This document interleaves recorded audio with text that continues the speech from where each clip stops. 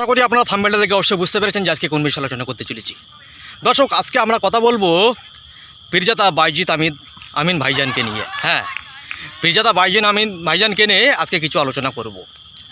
পীরজাদা বাইজিৎ আমিন ভাইজান যখন 2021-এ রাজনীতির ময়দানে নেমেছিল, তখন কিছু পীরজাদা বাইজিৎ আমিন ভাইজানকে নিয়ে আলোচনা করেছিল যে পীরজাদা কেন রাজনীতি করবে, নানান কথা বলেছিল যে পীরজাদারা কেন রাজনীতির ময়দানে নামবে।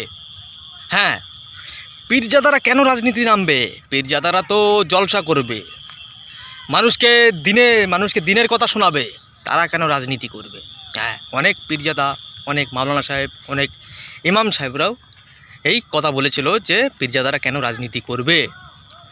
এখন তো দর্শক, আমরা যে সোশ্যাল মিডিয়ায় দেখছি, এখন পীরজাদারাও তো রাজনীতির ময়দানে রাজনীতি করছে।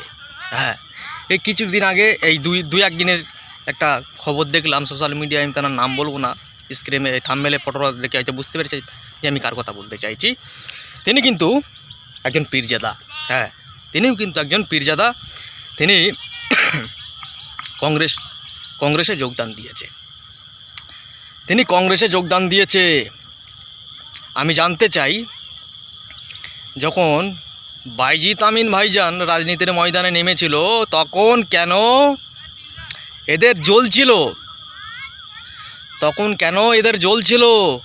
তখন তো এদের বুক ফেটে যাচ্ছিল, আগুন জ্বলছিল যে বাইজিৎ আমিন কেন রাজনীতি করবে।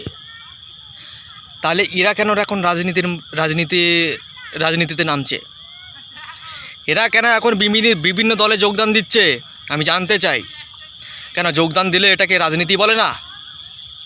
আমি জানতে চাই। অনেকে হয়তো বলবে যে উনি রাজনীতির ময়দানে নামেনি, উনি যোগদান দিয়েছে। আরে ভাই, রাজনীতির ময়দানে নামুক বা না নামুক, যোগদান দেওয়াই মানে একটা রাজনীতি করা। এরাও তো রাজনীতি করছে। কই, এদের বিরুদ্ধে কে মুখ খুলবে?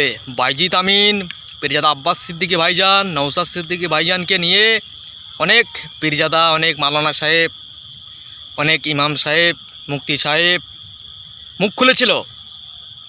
এদের বিরুদ্ধে কজন মুখ খুলছে আমি জানতে চাই। এদের বিরুদ্ধে কেন মুখ খুলছে না? মুখ পুড়ছে, বুকে আগুন জ্বলেছিল তো যখন আব্বাস সিদ্দিকী, নওশাদ সিদ্দিকী, বাইজিৎ আমিন ভাইজানেরা যখন রাজনীতি নেমেছিল, নানান কথা বলেছিল। এখন কেন এদের বেলায় মুখ খুলছে না?